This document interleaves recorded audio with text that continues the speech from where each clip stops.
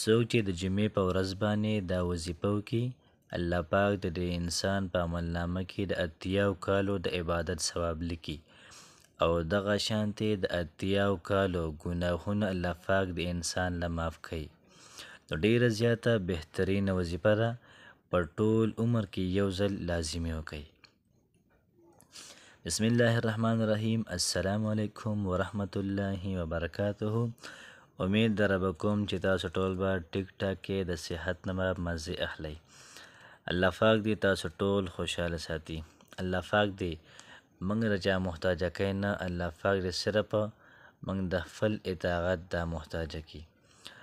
محترمو، نن چې کومه وظیفه ده دا ډېره زیاته برکتناکه وظیفه ده او ډیره زیاته قیمتي وظیفه ده.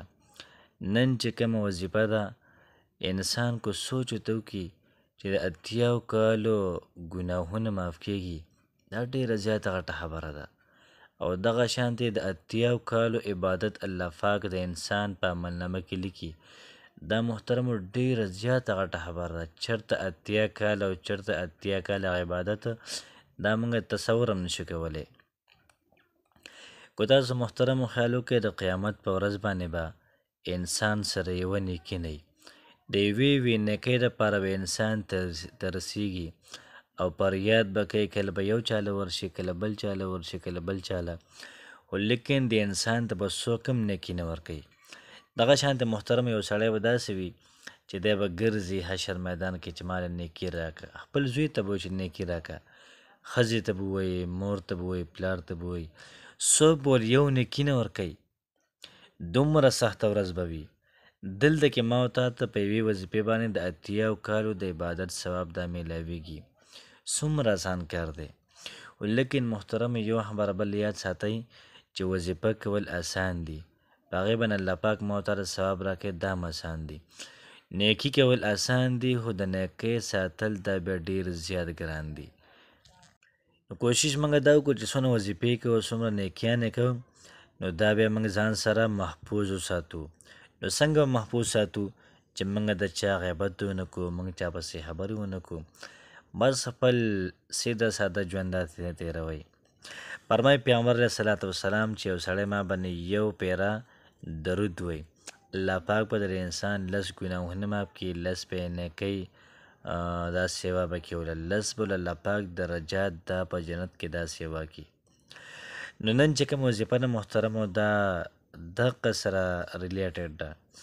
فرمایي محترم ابو هریره رضی الله تعالی عنه چې پیغمبر علیه صلات وسلام فرمایل چې کم سړی ما باندې یو پیره درود شریف وی، یا کم سړی ما باندې د جمعې په ورځ باندې درود شریف وی، دا سړی چې کله پل صراط پل باندې پورې وځي، د دې سړي سره به نور وي، د دې سړي سره به رڼا وي. نو څونه ناشنا عمل دی. پل صراط باندې تګ کله کله په هغې باندې غني وي، کله کله په هغې کې میخونه وي، کله څه وي کله څه وي، او کله کله پکې تیاره هم وي د جهنم. نو چې کله ما ورته دا وظیفه کوو نو ما ورته ته به د پل صراط کوم پل دی دا به روښانه وي. نو راځئ نن ځو چې کومه وظیفه ده هغې طرف ته ځو. فرمایي چې کوم سړی د جمعې په ورځ پیغمبر علیه صلات وسلام باندې درود شریف د ووایي، نو د اتیاو کالو ګناهونه الله پاک انسان ته معاف کوي، او د اتیاو کالو نیکۍ، د اتیاو کالو عبادت الله پاک د انسان په عملنامه کې لیکي. محترمو درود شریف کم یو دی؟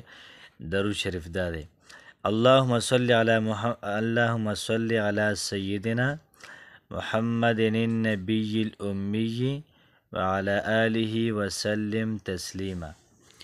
اللهم صل علی سیدنا محمد النبی الامی وعلى آله وسلم تسلیما.